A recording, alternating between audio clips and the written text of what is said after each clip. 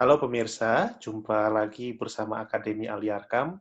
Kali ini kita akan melanjutkan kelas filsafat untuk masa dengan sesi ke-11, praktik ideologis. Dalam sesi yang lain di pengantar kritik sastra, kami mengemukakan bahwa kritik sastra akan melatih kita untuk mengkritik ideologi yang ada, ideologi dominan. Nah, kenapa sebegitu pentingnya ya ideologi bagi perjuangan para pekerja? Nah, sebelum itu kita akan melihat sebenarnya apa ya yang dimaksud ideologi.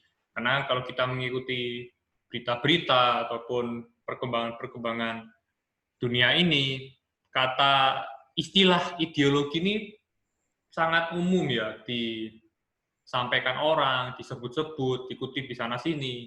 Nah, sebenarnya apa itu ideologi? Nah, Althusser memberikan penjelasan singkat. Dia mengatakan ideologi adalah sistem ide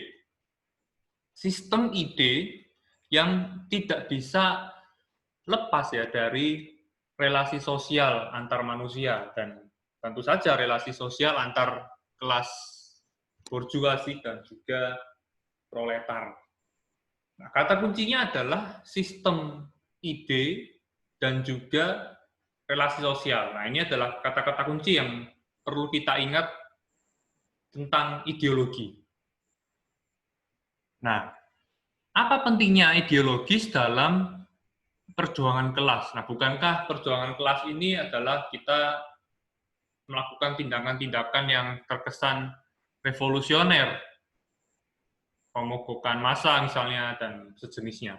Namun kenapa kok dibutuhkan pembelajaran tentang ideologi dan dalam sesi ini tentang praktik ideologis?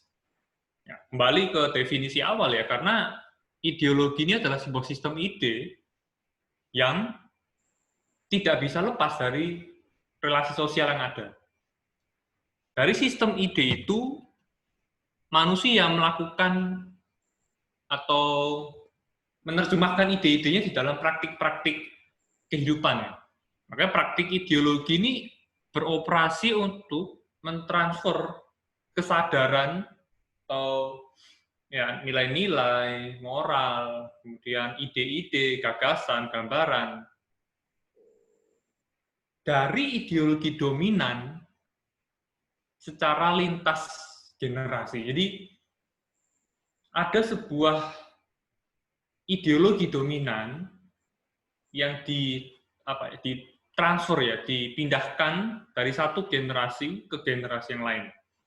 Nah, tentu yang mungkin teman-teman sama-sama sadari, salah satu perkataan-perkataan yang sering berkembang ya di kalangan agama bahwa keadilan yang ada di dunia ini semuanya adalah tidak bisa lepas dari campur tangan yang di atas. Dan tidak perlu kita memperjuangkan keadilan, toh pada akhirnya nanti akan ada penghakiman yang akan membawa orang yang benar ke surga, membawa orang yang salah ke neraka, dan sejenisnya. Nah, ideologi-ideologi semacam inilah yang dominan, yang berkembang, yang kita ketahui bersama. Dan ideologi semacam ini jelas menggambarkan ya bahwa ada relasi sosial yang diuntungkan dari ideologi semacam ini. Sebelum kita masuk lebih jauh, lalu ideologi ini asal-muasalnya dari mana? Dari mana asal-muasal ideologi? Nah, kalau kita lihat dari kekasan pemikiran Marxisme, bahwa ideologi ini tidak memiliki sejarah. Karena ide ini kan bersifat ide ya, sesuatu kesadaran. Nah, tentu kita yang belajar tentang Marxisme, ide ini tidak menentukan sejarah, tapi praktik-praktik manusia inilah yang akhirnya menciptakan ide yang ada. Oleh karena itu, ideologi tertentu ini tidak mungkin bisa lepas dari kenyataan material yang ada. Ideologi dominan yang berkembang, ideologi yang sering kita dengar, yang sering kita pahami, yang bahkan mungkin dulu kita percayai, ini selalu pasti tidak pernah lepas dari kenyataan material.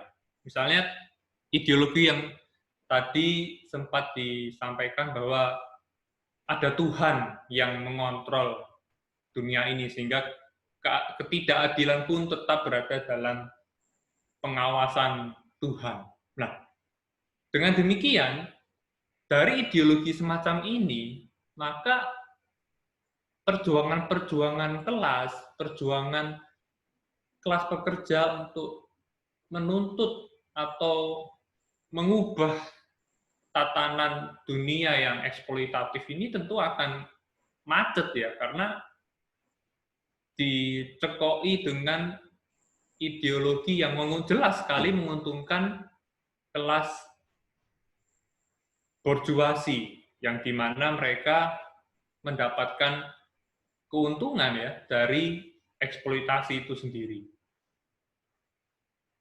Nah, oleh karena itu, ideologi dia tidak semata-mata hanya berputar ya di ruang kelas, berputar di ruang kuliah, atau di tulisan-tulisan akademis, atau di percakapan-percakapan antar akademisi, tapi ideologi di dalam praktiknya dia selalu memiliki fungsi sosial. Fungsinya pertama untuk mengukuhkan atau mengesahkan satu sistem tertentu, atau bahkan juga bisa untuk melawan sistem yang ada. Jadi ideologi ini punya fungsi untuk melegitimasi suatu tatanan yang eksploitatif, namun di sisi lain dia juga punya fungsi untuk menggedor ya struktur atau tatanan yang dominan. Nah, oleh karena itu penting sekali di dalam praktik ideologis kita benar-benar melihat ya ideologi apa yang berkembang selama ini, ideologi apa yang mendominasi, dan siapa yang diuntungkan dari praktik-praktik ideologi itu. Nah, maka dari itu teman-teman perlu ya untuk kita bisa belajar terus untuk kritik ideologi, tidak serta-merta mengamini, tidak serta-merta menyetujui gagasan-gagasan atau ide-ide yang selama ini berkembang terlalu luas dan seolah-olah tidak ada evaluasi atasnya. Nah, praktik ideologis tidak bisa lepas dari situs ya atau aparatus ideologi. Nah, tentang situs atau aparatus ideologi ini kita akan sama-sama pelajari di kelas berikutnya. Ya, teman-teman, jangan lupa subscribe, like, follow, comment, add, dan share akun-akun media sosial kami di YouTube, Instagram, dan Facebook. Sampai jumpa di sesi berikutnya.